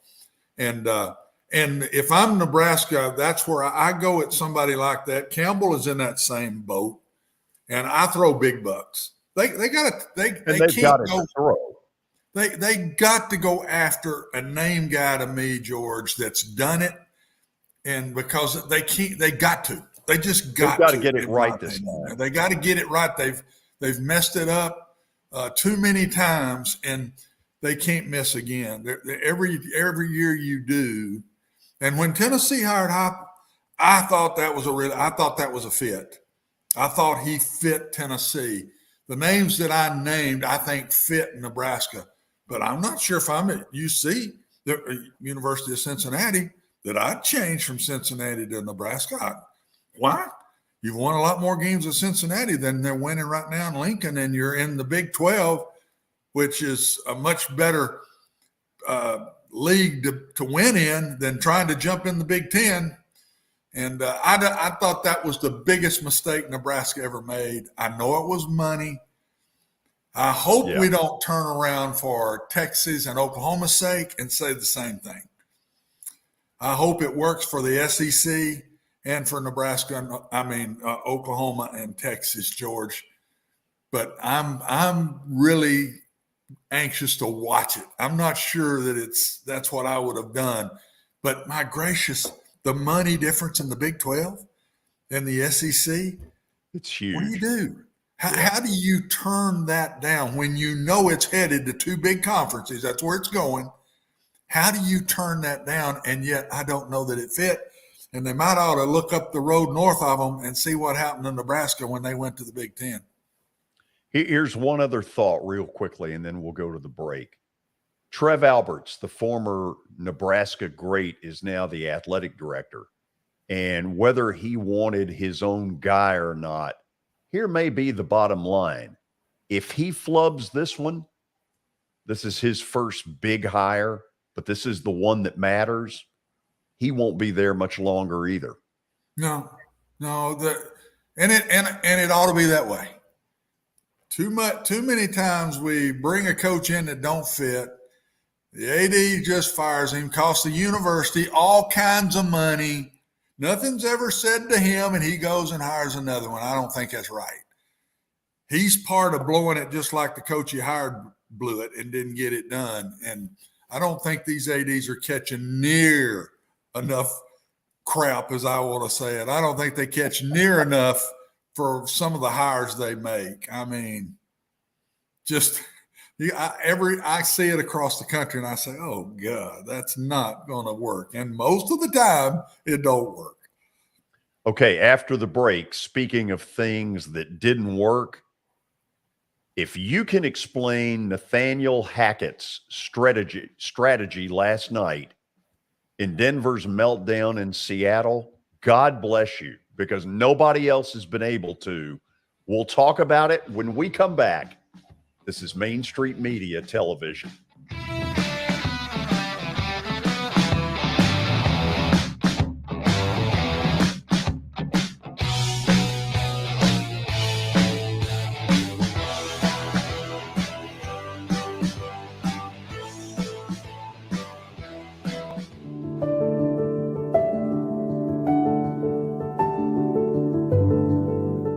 Welcome to the Omni Nashville Hotel.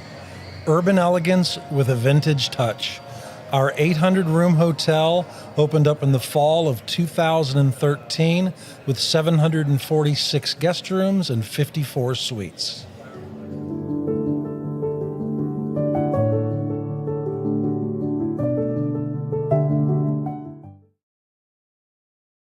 At WellSkin Dermatology and Aesthetics, we pride ourselves in providing access, innovation, and a patient experience second to none. Access to care and treatment when you need it. Innovation with medical-led cosmetics and various on-site technologies for full-service treatments with a customer experience that is calming, casual, and effective. Independently owned, providing medical, surgical, pediatric, and cosmetic dermatology and more. Visit wellskinmd.com to schedule your appointment today. WellSkin Dermatology and Aesthetics. Access to healthier skin. Since 1865, the First Baptist Church of Gallatin on Winchester Street has served its community by catering to the least, the last, and the lost, providing a church of welcome used by God to save the lost, transform the saved, and impact its community. As a proud multi-ethnic congregation, Pastor Derek Jackson personally welcomes you to join them in fellowship Sunday mornings at 8 in person or at 1045 in person or online at firstbaptistgallatin.org. First Baptist Gallatin on Winchester Street, serving with open arms as a true church of welcome. This is attorney Bart Durham, and this is me. I'm Aaliyah. Keeping in good physical condition is really important to me. But when I had a wreck with a tractor trailer truck that hurt my legs so bad I couldn't work for almost a year, I knew I needed a lawyer that understood tractor trailer cases. So I called Bart. Bart gets millions of dollars for his clients every year. At Bart Durham Injury Law, we've handled hundreds of tractor trailer cases. My dad and I want to help. Give us a call at 615-242-9000. Since 1865, the First Baptist Church of Gallatin on Winchester Street has served its community by catering to the least, the last, and the lost, providing a church of welcome used by God to save the lost, transform the saved, and impact its community. As a proud multi-ethnic congregation, Pastor Derek Jackson personally welcomes you to join them in fellowship Sunday mornings at 8 in person or at 1045 in person or online at firstbaptistgallatin.org. First Baptist Gallatin on Winchester Street, serving with open arms as a true church of welcome. The high school football season is here, and nobody handles Friday nights better than Main Street Media. Here's Zach Womble with details. That's the name of the game here at Main Street Media and Main Street Preps. Is, we've been doing this for a long time now, and I think you hit on it. We've got an army of reporters across all of Middle Tennessee. I think there's about 130 schools in the Middle Tennessee area, and we try to cover all of them. We cover about 11, 12 counties at this point. And those Friday night shows, it's we're gonna show that off. We're gonna showcase the talent that we have on the field with reporters across several mid-state games on the weekly basis. So whether you're in Williamson County, whether you're in Giles County or Murray County or Montgomery or Robertson or anywhere in between, we're gonna have you covered from 6 to 11. Friday Night Live is presented by the Tennessee Highway Safety Office, where fans don't let fans drive drunk.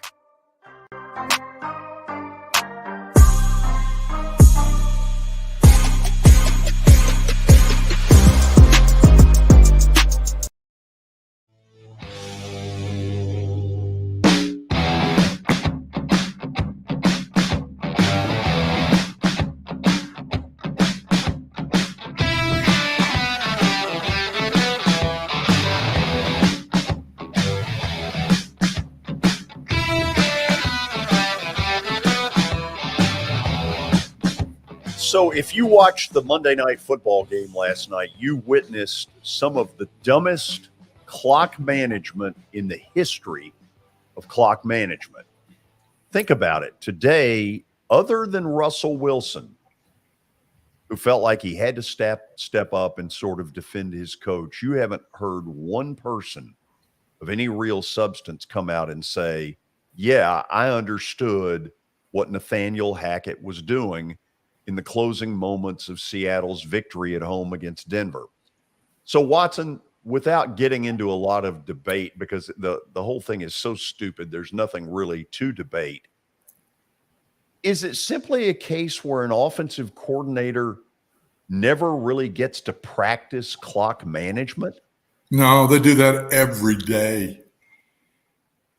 In camp, if you don't do it every day, a 2-minute drill that's on a clock, and they go through against your best offense against your best defense. If you don't do it every day, you dang sure do it every other day. Every NFL camp I've ever been to, somewhere in that camp, they go through their 2-minute and all the different scenarios. And maybe sometimes the head coach sets up a scenario. Okay, we've got this amount of time left. We need one more first down, and we think we're in field goal range for the kicker. How are you going to get us there? Or, it's something with 2-minute every day. So no, that's not good enough, George. I don't care if it's first game or it's game 16. You know how to run a 2-minute. It happens so much in the NFL. There's always a 2-minute at the end of the half, and there's always a 2-minute at the end of a game. And you don't get but so many possessions. So coaches work on that really hard. So how do you – well, okay, I guess I'm violating what I said I wasn't going to do. How do you explain that? Mike Vrabel caught grief for kicking a 47-yard field goal and letting the clock run down and not getting it on down to being a 27-yard field goal, for gosh sakes. How about a 64, 63, 4-yard field goal, and you set it up that way? Would that not be the longest field goal in NFL history if the kid makes it? Second longest. Close to it, right? Tucker hit, was it 66 or 67 a year ago? It's absolutely amazing. Dempsey hit the 63, right? For the Saints. There's been a couple of 64s since then. It's amazing, Watson. That's the other thing. It's amazing. When I was growing up, 52 was about the farthest you ever saw anybody try one. The range these kickers have now is scary. Well, it's like Mike said, we felt very good about winning the game at 47. 47-yard field goal, George, was a long field goal back in my time. I'm telling you. But the piece that's hard for me to understand is, and I respect Russell Wilson for saying what he did, and honestly, he had to me. He just had to. And you hire this guy, you spend all this money and bring him in as your quarterback, and one of his claims to fame is last second take down a score and win games. That's one of his claims to fame. It's 4th down and 4. It's very doable, 5 at the most. And he's done this a million times, and that's what you hired him to do. And then all of a sudden you don't let him do it. So I would think he's got to have regretted that. He's got to – I think it hurt his team a little bit in a confidence way. Oh, gosh, it has to. Compare it to DeBow that went for 2 to beat the Titans, and it worked. But even if it didn't work, he leaves there with an aggressive, confident feeling by his team. And this wasn't an aggressive, confident feeling by running the clock down and trying a long 64-yard field goal. Kid did get the distance. It was there. But, the further you go back, the angles are different. It's much harder. And I'd rather have lost by Russell Wilson not making it than lost on a 64-yard field goal. That's hindsight. That's why we can do what we do now, George. We're good at it. I used to sit in that seat and have to make those decisions the same way. I didn't personally like the way Coach Vrabel did his. Doesn't mean I'm right. But I would have tried to get it closer. You still had a timeout, and maybe he would if the clock's not running down and he's worried about it. Yeah. But you could tell when they stopped it, and Mike Tannehill looked over to Vrabel and threw his hands up like this, saying, "I had it. I knew I was going to snap the ball before it ran out." So Man, it's so tough. Little things cost you games. And that's both of those teams could have won those games as easy as they lost. And both of them were kind of conservative in the way they went about it at the end of the game and kicking field goals and not trying to gain another first down to cut it down a little bit further. Okay, I want to throw this scenario at you and get some reaction. So after that game is over, there are a series of buses that are waiting to take the Denver Broncos to the airport to then fly to Denver. As they're milling around outside the bus or inside the bus, there are players saying to other players, our coach is an idiot. Can you believe what he just did? You know as well as I do, privately, they're saying that. So on the flight home, he's sitting there rethinking this. He's then hearing ESPN just on and on and on, this morning, basically saying, what the hell were you doing? Doesn't he have to walk into the team meeting tomorrow and say, listen, I got to apologize. This is on me. I don't know what I was thinking, but I'm better than this. And I want you all to know I feel bad that I've put you in this position. Doesn't he have to do that? I would go at it. I would do it because I've been there. And I'll tell you after I say this, because I lost to Mississippi State in overtime and was conservative getting to overtime. And we had just beaten them the year before. UAB? When I was at UAB, and we'd beaten them the year before in Starkville. Gotcha. And we had a chance to beat them again. I was conservative, went to overtime, lost the game. What I'd do if I'm him, I wouldn't apologize. I'd go and say, guys, I can promise you this. Next time I get there, I'm putting it in number 3's hands. Number 3 will win the games. I didn't do it. That's wrong of me, and I will never do that again. I'm giving it to number 3. Now, all of a sudden, the room just explodes. That's the way I would do it if I was him. And I did it when I was at UAB. I'd lost my starting quarterback the series before. My backup was going in the game. We were at our own 40 with like 25 seconds to go or something, and I downed the ball. And I look back on it, and that's stupid. I mean, I'd go on. The backup had played. It wasn't like he'd not been in games. And in my mind, I said, well, I'd see if I can get my starting quarterback back in overtime.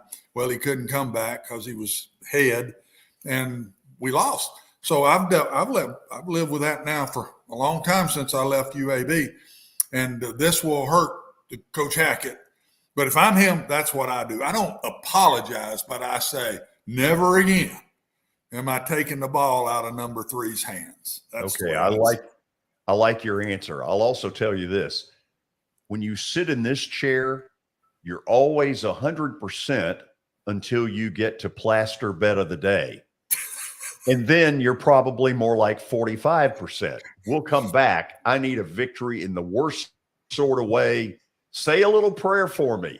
This is Main Street Media Television.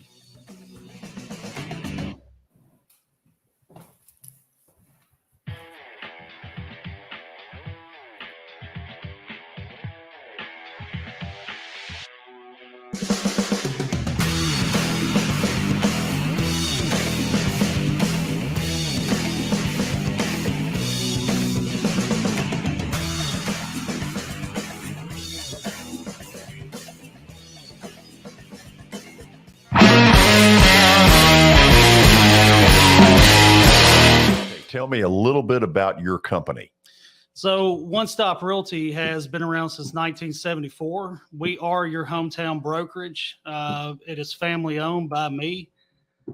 We have 30 agents that are waiting to help you with all your real estate needs. That counts as residential, commercial, and property management. We also will be getting into the auction business at the end of this month as well. We have listings that range from every price range that you can think of on the real estate market. I know Shelly Tucker has a new listing coming up in Gallatin. Heather Patton has one in Madison right around the corner here. I have one coming up myself. We have everything you need as far as real estate, and we have the expertise to help you out. Beautiful. Give them a phone number. Phone numbers for the office is 615-822-0750. You can find us on the web at www.onestoprealty.tn.com. Thanks for getting involved with us. George, really thank you for appreciate having this. Yeah, it's going to be fun. I think so.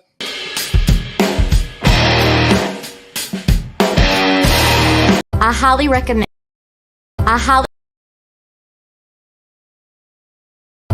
recommend Sumner Funeral and Cremation because of their caring nature and attentiveness to detail. Pre-planning your funeral now will bring you peace of mind and less stress to your loved ones. When the chaos of losing you happens, your family can honor and celebrate your life, knowing things are happening just as you wanted them to. Pre-planning determines the details of your funeral, cemetery services, and can be less expensive. We are honored to serve you and are always here for you in your time of need. Sumner Funeral and Cremation. Traditional, affordable, dignified. SumnerFuneral.com. When you're thinking about golf, consider Riverside Golf Links. Under new ownership, the course has improved dramatically. It's now 27 holes, complemented by a 9-hole executive course. Book a tee time now at 615-847-5074 and get ready to enjoy the beauty of golf in the Old Hickory area at Riverside Golf Links.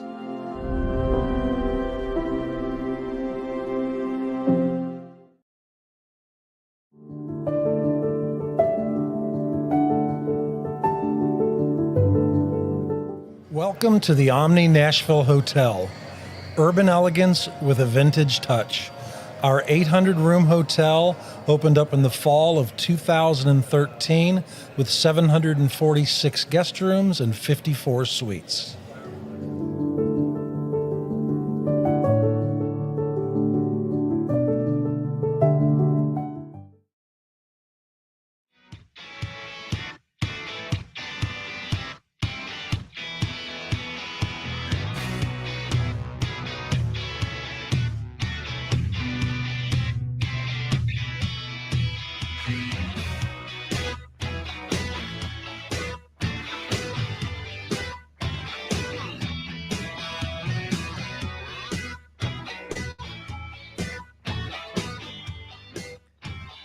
And George, get off the schneid. We will have to see. It's almost time for Plaster's Bet of the Day. Powered by Bart Durham Injury Law, they've aggressively protected the rights of a broad range of victims of car accidents and personal injury in both Tennessee and Kentucky. If you too have seen your life interrupted by an injury on a highway, in a hospital, or at your workplace, let their attorneys do the work fighting for the full financial compensation that you need. Learn more about Bart Durham Injury Law by logging on to bartdurham.com. George, tough weekend. It continued last night. I thought that was a gimme. I thought you were going to get back on track last night with the Mets, but they and had I other. took them minus a run and a half, and not only did that not work, they got their hat handed to them, destroyed by the Cubs of all teams. Watson, it was a bitter loss. Nah, it didn't hurt you that bad because you're also watching that Brave Mets deal real close too. So Yeah, and that didn't go any I'd better. have to admit that one didn't hurt you as bad as some of these others. So you'll be surprised where I'm going tonight. Let's see it. Let's see. Big surprise here, Watson. Right back to the New York Mets.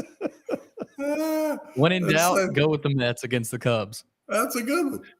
That's a Or good as one they because he used to don't lose say either way. He don't In lose either biology way. class, when in doubt, look about. Watson, if this doesn't work with Jacob deGrom, I don't know what does work. I told you I'm going to have to come down there and give you a pep talk to get you going again. I may need it. You're just in one of these lulls and you've fallen into this I can't win mode, and we got to change the mindset here, man.